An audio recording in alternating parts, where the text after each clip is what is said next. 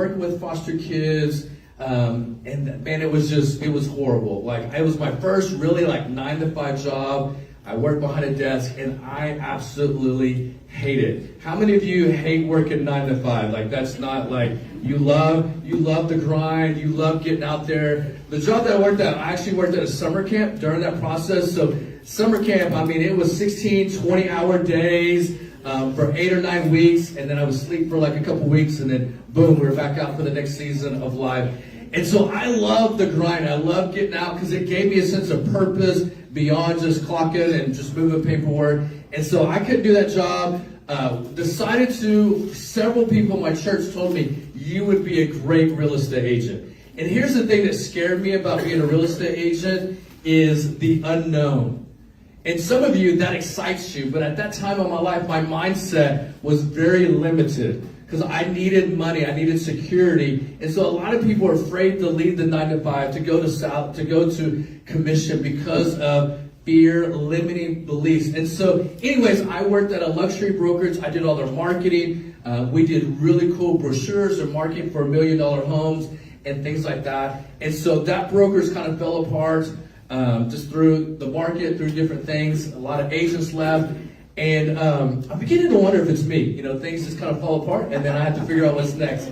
And so, like my brokerage right now is shutting down, and so I'm in the process of moving 150 agents. So I've had thoughts over the weekend. I'm like, maybe it's me. No, I'm just teasing. Mindset. And so, anyways, I got on this journey of deciding to get into real estate.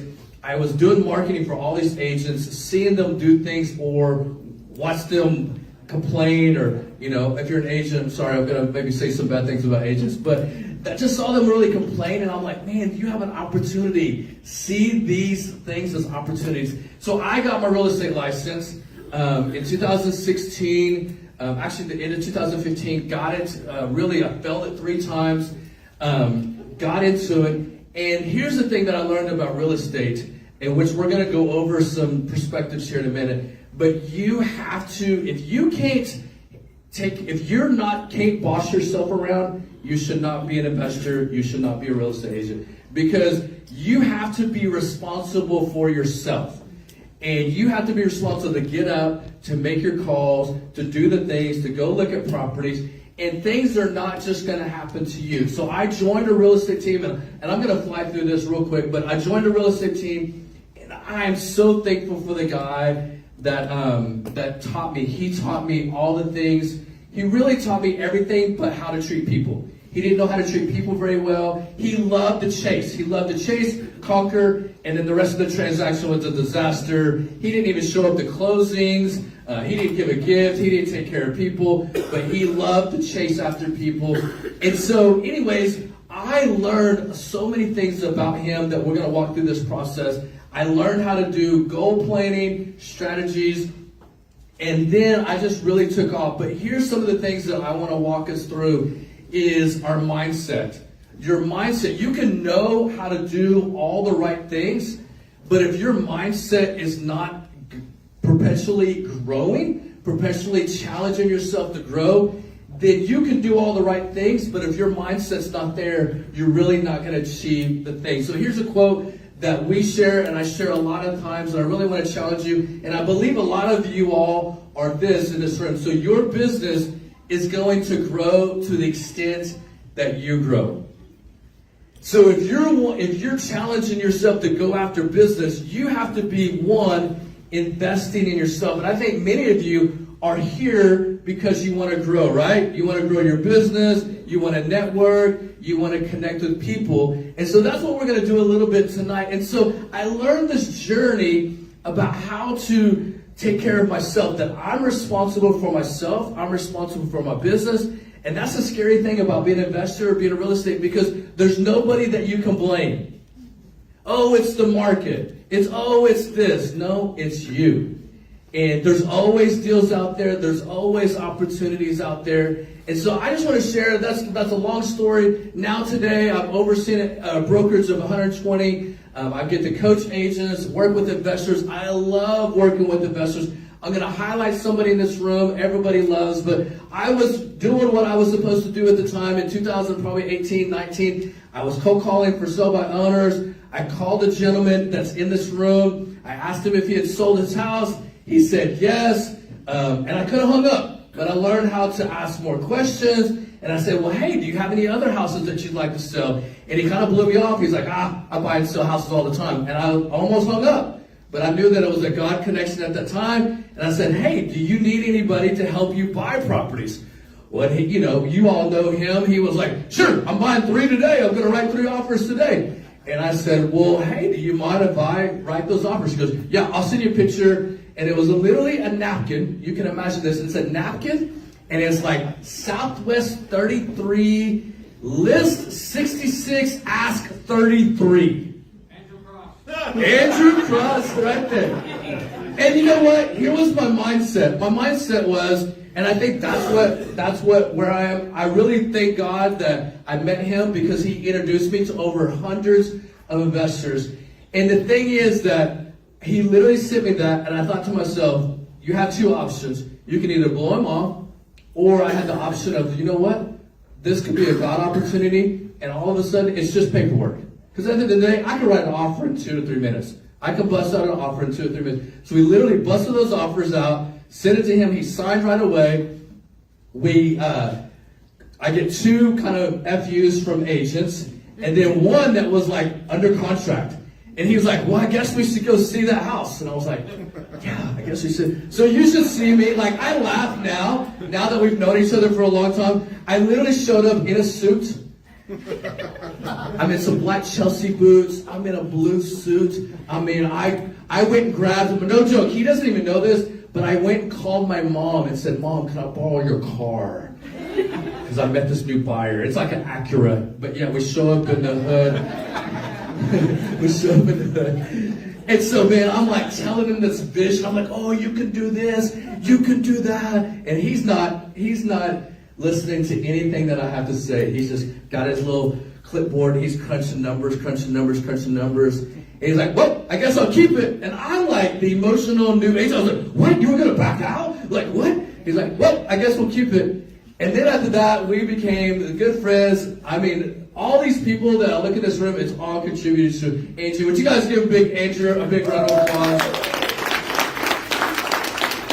So here's what I want to share. I want to share with you these perspectives. So let's walk through this. What is it that differentiates those who achieve at the highest level from those who don't seem as much? And here's what I realized, especially with social media, especially with agents, and there's people in this room that maybe you're a brand new person in this room, and you're like, man, how does that work? How is she able to make so much money? Oh man, how did that person get such a deal? Then you start thinking to yourself, then you start getting hard on yourself about like, man, I'll never make it, I'll never get to his level. But at the end of the day, is that the plan that God has for you? Maybe that's the plan. I think we have to decide what is the goal and the plan of why we got into what we got. That all of our plans in here are totally different. And I see this all the time is that I meet with agents and they're like, I'm like, why did you get in the business? And they're like, oh, because I want to take care of my family and because I want to do this. And then 3 years later, they lose their family. They lose all these things because they start chasing all these shiny objects. They start chasing money. That's not even what it came out to be. And so over time, we can look at different people's goals and realize, man, that's great that there's their goal, but what is it that the goal that maybe God has called to you or you've set out to be? So we're going to go through just a couple of things. So here's the things that we're going to walk through. Defining the 6 personal perspectives, which I'm going to go to. That's what my goal is here for you tonight. I don't want to inspire you. I want to challenge your mindset.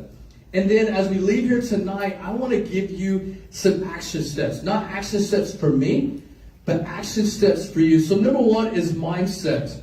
What is your mindset? Are you a can do it, do whatever it takes? Literally whatever it takes. Literally my first several years of business, I only did 1 transaction with somebody that I knew. And it was because my grandma passed away. The family gave me a shot at it. I did 24 transactions because I was willing to get on the phone and call 50 to 60 people a day. So many agents will not even do that, and then they wonder why they're scraping by. So my question for you as a new agent, as a new investor, what things are you willing to do to get to where you want to go? And it starts with mindset. You have to see yourself as, I can do it. You're going to have so many obstacles. You can talk to so many people here. I heard the story about a fire. You're going to have obstacles like crazy, but what is your mindset that's going to help you get to it? So the next thing is what is your approach to life? Is your approach to life, are you a settler? That when an obstacle comes, you're going to quit? Or are you willing to pursue, to keep moving forward? And the third thing is attitude.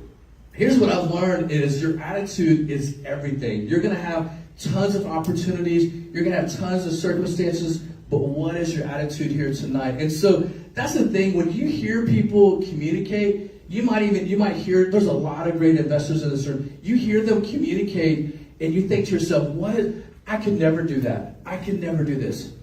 Well, one, you might not be chosen to go there. Two is but yet you telling yourself you can't. You're already telling yourself you can't reach that. And so I want to challenge you. You're here tonight, and I want to help you end this year strong. So I'm going to go over 6 personal perspectives that I believe that's going to help you grow. And then we're going to go over a really cool exercise that I still have from the very first month of real estate, how I got started. I will even share this. My first year in real estate, my team member in real estate, he asked me, what is your goal that you want to make this year? Well, real quick, I had to refinance. I didn't have a job for 6 months. I just was in survival mode. I was depressed. I was literally going home at 8 o'clock at night.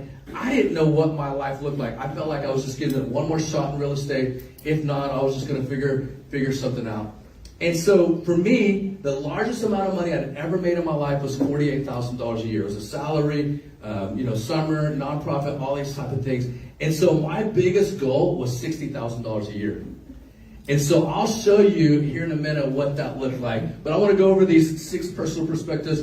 Hope that you will see something in your business that you can kind of go through. So you can take a picture of it. But here it is. Number 1 is commit to self-mastery. I just told you, commit to self-mastery. You have to commit to growing yourself, because if you don't grow yourself, you're not going to grow your business. So what it's going to take to get you to where you're at in a year from now is going to entail for you to be a totally different person. I just had a talk with Scott McLean. He's 59 years old. He's redoing his business. He's going to have to grow. He can't rely upon the things that he learned 5 years ago. He's going to have to commit to self-mastery. So are you in this room willing to do whatever it takes to learn to get your next deal? Raise your hand. Yes, do whatever it takes. Learning self-mastery. The market has changed. So that means you have to learn to do business a little bit different. Every year in your business, you're going to have to re-examine your business and see what is it that I need to do to change my business to self-mastery. Number 2 is this: commit to the 80-20 principle. How many have heard of the Pareto principle? How many have heard of the 80-20 principle? So if you don't know, when I first got into real estate, I thought I needed to work on my website. I thought that I needed to, work on a flyer or a signage. No, that's not going to help you get business. I got asked all the time to go to networking events, brokers opens, go to things like this, and I didn't go to any of those. The reason why? They weren't going to produce me right now business. I needed right now business. For you in this room, you need to be intentional. You paid $30 to be here. You need to be intentional about the reason why you're here tonight. I know when I go to investor networking things, I might say hi to the people that I know. I'll high five Andrew, but you know what? I'm trying to connect with people that can help get business. And so the 80-20 principle is, what are the things that I need to do to get now business? Delegate the other things. I don't do any of my social media. I write note cards. I write over 100 note cards a week, but I don't do any of my own note cards. I send out an e-blast every week. I don't do that. So you need to focus on what are the things that you need to do now to help you get your first deal. So we're going to walk through this here in a little bit, but I want to challenge you. What are the things that you're doing to help you get that business that you need to end the year strong? The next thing is move from E to P. So E to P basically stands for entrepreneur. Entrepreneur is you're just winging it. You're just figuring it out. You're just door knocking. You're just slinging stuff. You're just seeing what sticks. And you're just making it happen. My first year of real estate, I was E. I was doing open houses like crazy. I was door knocking. I was doing whatever it takes. I was just, the morning I wake up, I was just trying to figure stuff out. E, I believe that a lot of the new agents, a lot of new investors, you're probably in the E category. So move from E to P. P stands for purposeful. P stands for purposeful.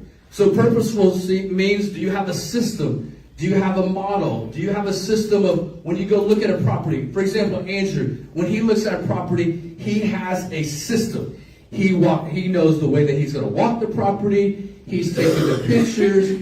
He's evaluating. He has his numbers. Or are you just winging it? And so for me, a lot of real estate agents, and there's probably a lot of you like this, you were living a roller coaster. So an E is like, oh, I got 3 transactions, and you're so focused on those 3 transactions, and then boom, you have nothing in your pipeline, you haven't connected with anybody, you have no business going on, and boom, you're down at the bottom. People that are in the P, they have a pipeline, regardless of the years, regardless of the month, regardless of the interest rate. The last 3 years in my real estate career, the most closings I have are in December. Every year, the last 3 years, in December, I close on average 7 deals. When most real estate agents are taking off after Thanksgiving and not working at all during November, December. So that is what I say, move from E to P. So you might be asking yourself, what are things that you could delegate? What are things that you need to be focused on? So move from E to P. Anybody, do you like this so far? Yeah. Has this been helpful? Hopefully this is helpful. I know it's a little bit nerdy. But the number 4 is making being learning based a foundation of your action plan.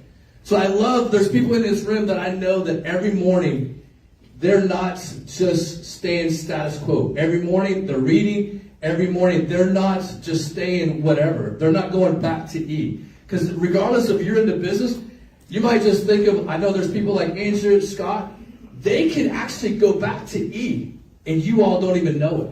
Because their business looks totally different than yours. But they technically could go back to E if they coast, if they just go back and they don't adjust their models based upon the market, based upon the date, based upon those things. So number 4 is being learning based is the foundation of your action plan.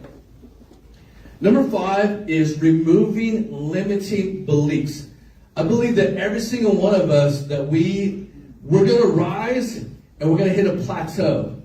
And every time that we're in a plateau, we might need to hire a different coach, be around different people, learn how to change our business. And every one of us have limiting beliefs that we all need to work on. And I'm going to go through this last one that I believe the last one is where a lot of you all can do this probably for free. And the last one is be accountable. I know that when I'm accountable for something, if I'm accountable to somebody else, I'm going to do it. If I'm accountable to my wife, when I first got into real estate, the reason why the way that I was accountable to my wife in a normal job is if I got a paycheck, then my wife knew that I was probably doing something at work, right? And so for the first several months, I wasn't getting a paycheck for the first couple months of real estate. You know what I did? I gave my wife my check sheet of what I did that week. So she knew that I was doing a job. So for you, who are you being accountable to? And I know a lot of people don't like that because it's like, I'm trying to be an entrepreneur. I'm trying to be my own person. But I'm telling you, if you want to grow, you have to have somebody that you can be accountable to. And so what that looks like is, for example, they're only going to be accountable to what you give them, right? So if you're lying to them, if you're not telling the truth, it doesn't help them. Does that make sense? So how many of you all in this room have somebody that you're accountable with? Okay. So how does that make you feel? I'll pick up Andrew real quick because we all know and love him. When you're accountable to them, what does that look like? What are the type of questions people are asking you? Depends on what kind of accountability we have. I have different accountability people for different. I have spiritual accountabilities, so he's going to ask me a different question than somebody that's financial accountability person. So I have 4 or 5 different people that I'm accountable to on a regular basis. So the question, let's just say a generic question. The questions could be, what does your numbers look like? Why didn't you hit those numbers?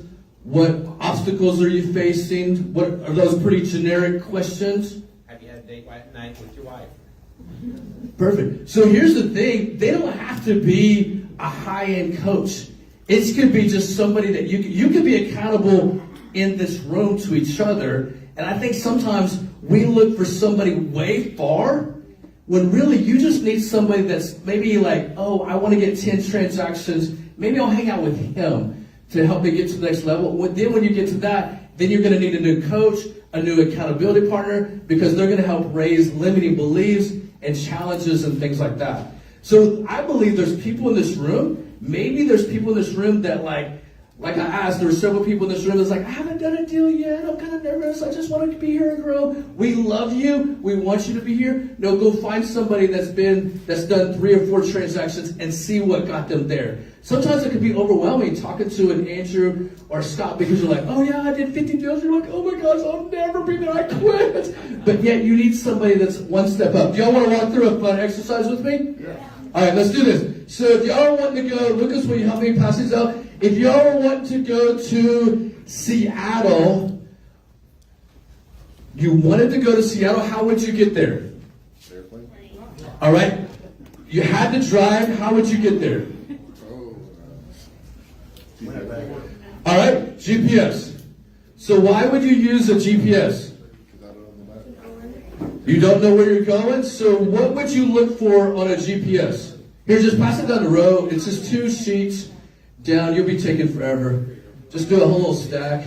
So, can I pick on you for a little bit? So you use the GPS.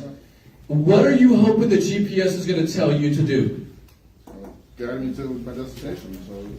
So, okay. Where to turn, Where to turn. So, okay, let's review this. He wants to go to Seattle. He's going to go on a GPS. What is a GPS going to help him do? It's going to help him give him direction. So I think a lot of us in this room, we all have goals. That's the easiest part, right? The easiest part is dreaming. The easiest part is having a goal.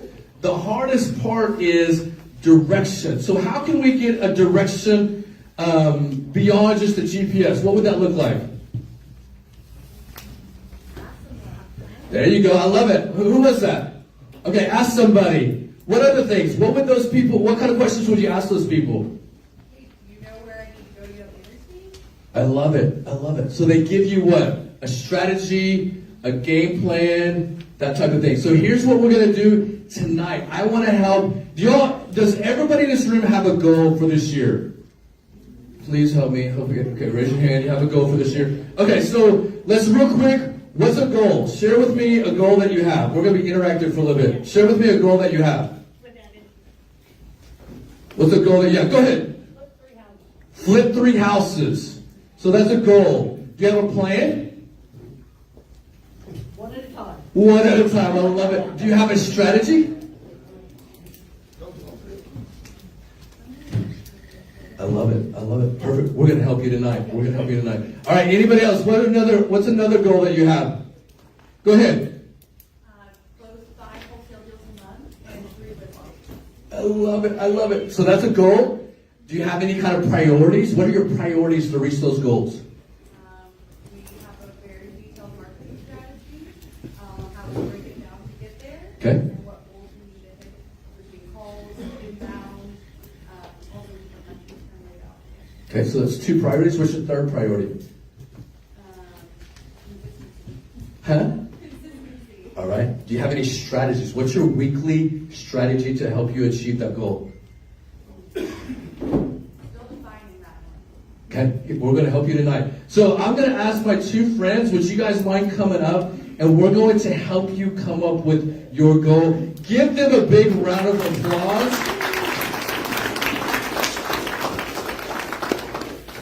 I love this. This is so good. So I met them before the session. Y'all can stand behind here because I know you're probably nervous. So this helps hide the nerves. Yes.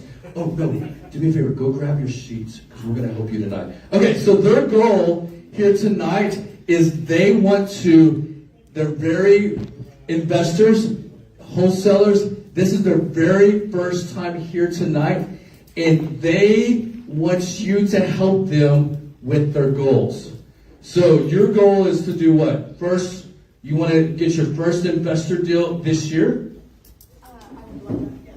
She would love, she has 6 months left this year. She would love to get her first investor deal this year. Do you think she can do it? Yeah. All right, so we're going to help you. You need your little GPS. Yeah, the other one. Oh my gosh, we're trying to help you accomplish your goals. Okay, so on the first thing I want you to do, the very first thing, it says, my one thing for the year is what? So for you, write that down. Run a marathon. Get on a budget. Get my first wholesale deal, investor deal. So you, young lady, need to write down my first investor deal. This is so exciting. Lucas, this is so much fun. All right. So you have 3 priorities. We're learning how to go from E to P. We're learning the 80-20 principle. We need you to focus on 3 things. What do we think her 3 priorities should be? Somebody give us one priority they need to work on right out the bat. Funding. Funding, yes. So write down funding. Make offers. All right, let's start with money first. Okay, so what are, look on your piece of paper, 5 strategies for help her with funding.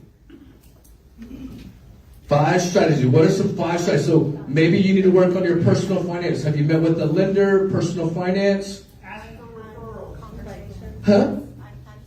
So maybe you need to have a strategy of having 5 conversations each month with dealing with lending, funding.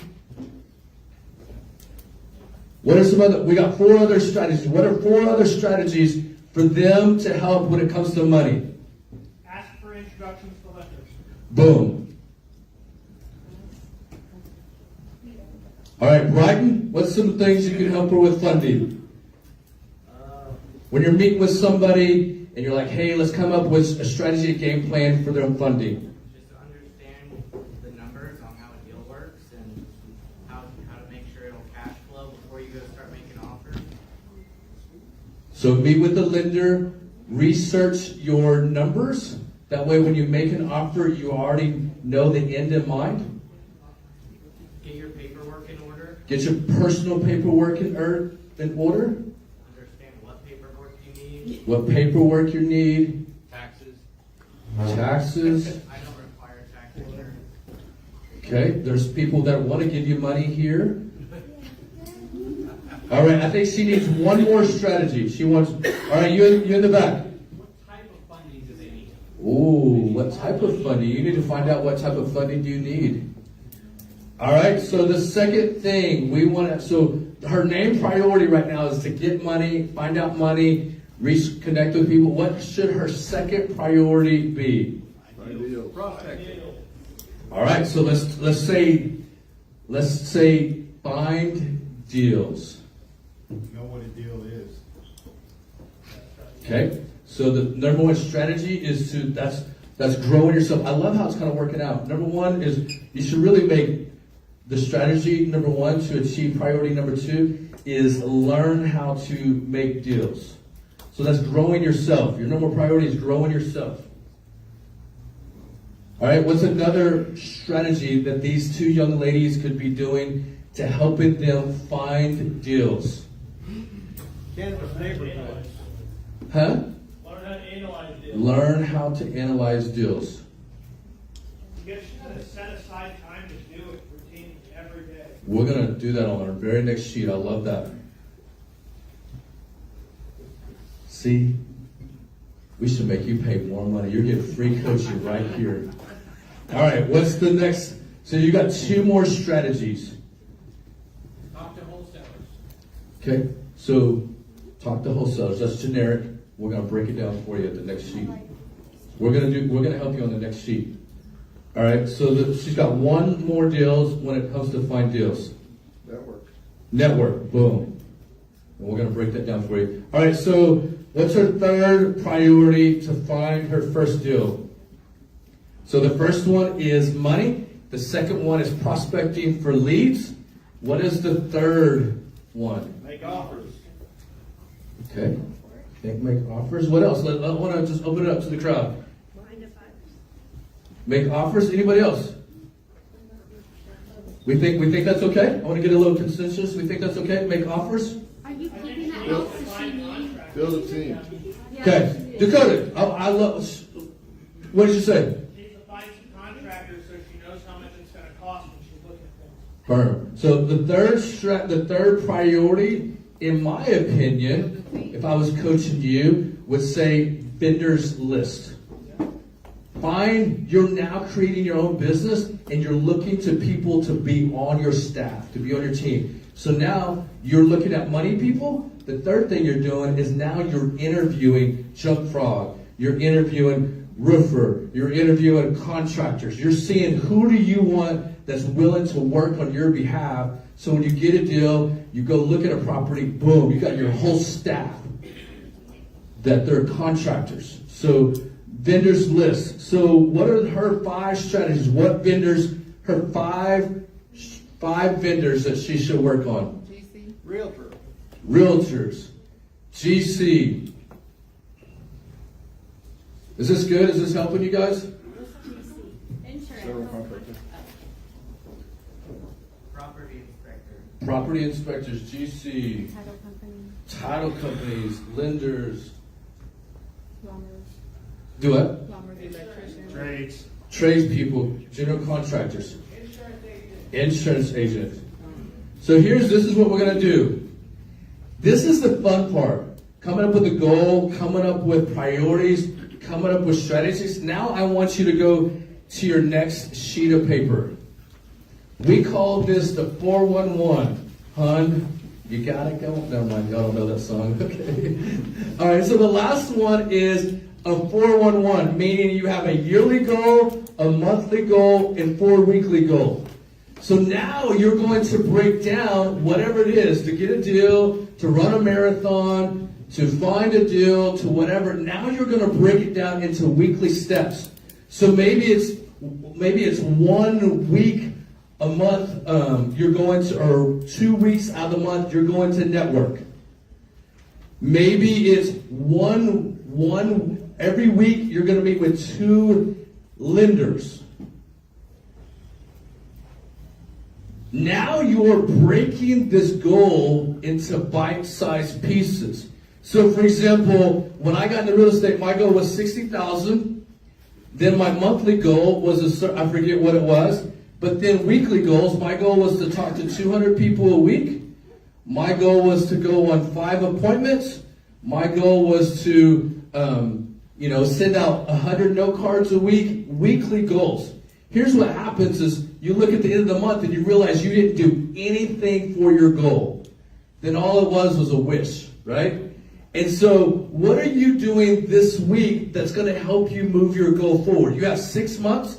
What if you did a 411 every month? This should not be the same because every month is different.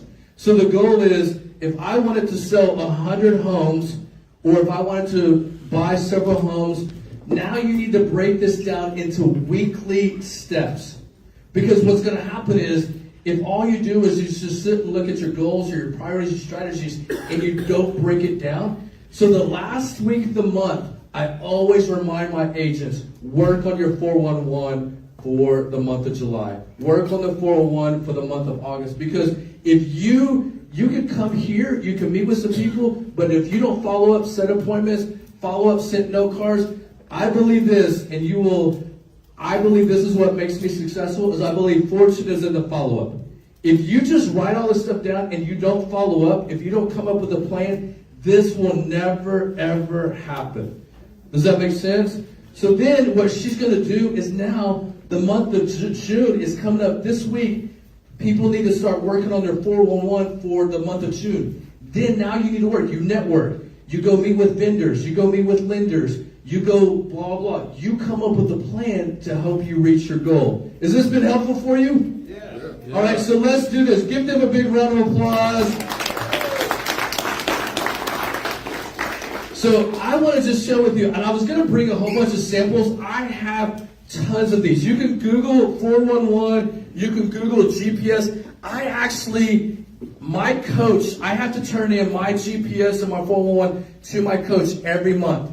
And you know the 3 411s that I give to him is my job, my family. If you're just so focused on your business that you're not taking care of your family, like I said, you're going to lose your family if you're not creating a system and a structure to take care of you. And the thing is, don't tell your spouse that, because my wife does not like that she's a project or that she's a goal. She gets really angry when I tell her, like, hey, this week we have to. It's part of our GPS. We got to go on a date. That doesn't go very well for my wife. But then I have to do it for my finances, for my investing. I have an investing 411 at GPS. So there's things that I'm doing that's going to help me move my business forward. So tonight, I wanted this to be very interactive. I wanted you to be able to walk out of here and have some sort of a game plan. Google this. There's tons of information on GPS. I know that there's tons of things, but here's what I know. You can get overwhelmed with all these different daily trackers, spreadsheets, and all these different things, and you don't do any of them. Find what works for you. This is what I did. Whatever my coach told me, I just did it.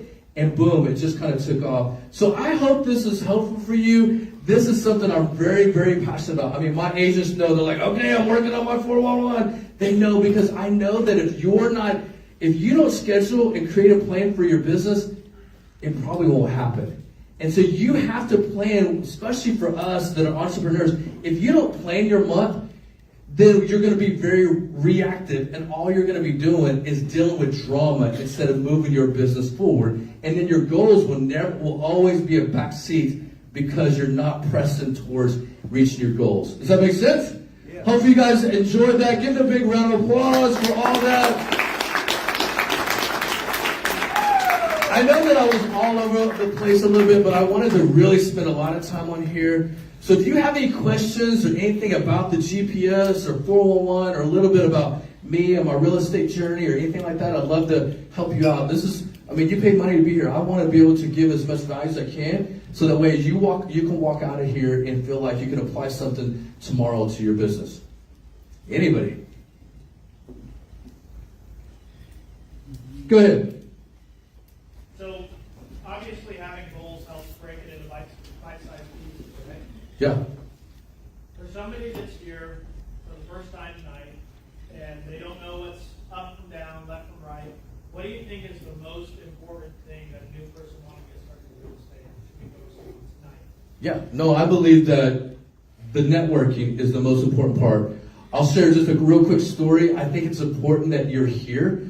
I went to a big investor event. I think it was at the industry. This was years ago. And I was just walking around. And I knew kind of everybody. But when I go to those things, it's not enough for you to come and hang out with people. Come in with a mission to either serve people, to help people, or find people that's going to help you with your business. And I saw this. It was a mom and a young son. He was probably in his 20s or 30s. And they were just sitting in the corner. So it's not enough for you to be in the place. You've got to connect with people. And so they were just sitting there. And I went over there and I was like, are you a part of this? And they're like, yeah, we just want to be an investor so bad. We just don't know where to start. And I literally just start grabbing people. It's probably people in this room. And I just start grabbing them. I introduced them to everybody. And lo and behold, I got them connected with the lender, got them connected with the contractor, got them connected. And that next week, I got them a deal done because they were willing to put themselves in, not only in this room, but connect with people. So I think the number one priority as a new investor is go find somebody to help be accountable to you. Find out what they are. There's people in this room. That's what I love about the real estate community. There's people in this room that want to help you. And especially for people that are seasoned, they get fulfillment from helping you. So it's not like you're putting somebody down. That's where I'm at in my career of real estate. that yes, I can do real estate, I can do great things in real estate, but I find more fulfillment in helping new agents or help investors to succeed. So I think it's just being around other people, and be willing to put yourself out there, because you're not going to grow unless you're not willing to put yourself out there. No, that's good. Yeah. So networking and socializing with people can be a little scary. So what advice would you give to people to break the ice? Yeah. Just talk to 5 people. Like, have a goal. Like, I'm literally going to talk to 5 people. Have meaningful conversations. When I cold call people, I literally was finding out what's their motivation, where do they work, what do they do for fun. So that way I can build a relationship with them. If all you're doing is just trying to get a deal done and you're not building a relationship, all you found out is that they're a roofer. And that's it. You've got to get deeper. Ask 3 deeper questions to get to know them, because that's where relationships is going to happen, is through getting to know people. And I'm big about relationships. So I just think you just got to push yourself out there and just share. Like, I think everyone's been where you're at, and don't be afraid to just say, hey, I'm just trying to find a deal. People will probably be willing to help you out if you put yourself out there. So, and that's how I was. Like I said, I was depressed. I was in and out, but I was willing to talk to strangers because they didn't know me. So if they hung up on me, cussed me out, I'm like, they don't know me. If you knew me, you'd love me. You know, that was kind of my attitude about it. So, any other questions? Yeah. How many times do you follow up on a lead? Okay, so they say in the real estate, and they say in some different things, they say at least 8 to 10 times you should follow up on a lead. So in the real estate world, we have it's called action plans or smart plans or touch plans. So really, if you know somebody, it should be 33 times you should touch somebody. So if you gave them an e-blast, if you gave them a call once a quarter. So actually in this little printout, I call it the DT-D2 method. So every quarter, I'm calling everybody in my database at least once a quarter. Hey, I do a Ford conversation. Hey, how's your family? How's your job? What are you doing for recreation? What's a goal that I can help you with? So follow up, I would say 8 to 10 times. I think you mirror the people. So if they're motivated, then you kind of stay on top of them a little bit quick. If they're not really motivated, then just stay in touch with them and mirror where they're at. So that's kind of my thoughts on that. But yeah, you just don't give up on people. I mean, there's people that a year later reached out to me and said, hey, you mentioned you had a contractor. I'm thinking of myself, it was a year ago. Like, I pulled up in my CRM and it was a year ago. But yeah, I was still sending e-blasts and just stuff like that. Go ahead. Yeah, you right there. I just wanted to touch on that funny story. I followed up on an abandoned grocery store for 10 years straight. Followed up like eight times a year for 10 years. And the guy finally died, and his daughter sold me the place, but I followed up so much. That's cool. Well, and here's the cool thing about... It sounded bad, finally. Yeah. Rest in peace. I was really sad. I told the guy so many times I felt like we were friends. Like, I'm not no, but follow-up is important. Well, I was going to say this. I think one of the cool things, Andrew and I, we kind of laugh about it. You know, we've done tons of deals where they decline or they'll counter back and we just walk away, and then we follow up a month later, follow up a couple of months later. They're willing to do it. Back even in COVID era, when I was losing on tons of deals, I would literally put it in my calendar to reach back out 10 days later, because if the inspection busted, boom. And so there's been 3 or 4 deals that have happened. 5 that I can think of right now. Yeah, 5 deals that happened just because of MLS deals that they went under contract, they busted, but I followed up 10 days later. I just put it in my calendar, followed up in my little CRM, boom, sent them a text message, and a boom, the deal busted. Oh my gosh, thanks so much for reaching out. I was wondering, I couldn't remember who you are, blah, blah, blah. And then boom, they came up to me. And so you've got to follow up with people. Things are not going to happen the first time you talk to people. So any other questions? Go ahead. What do you think the biggest thing is that prevents people from, they're in this entrepreneur phase, but what do you think prevents them from getting to a business owner phase? Yeah, no, I think there's several things. I think limiting beliefs.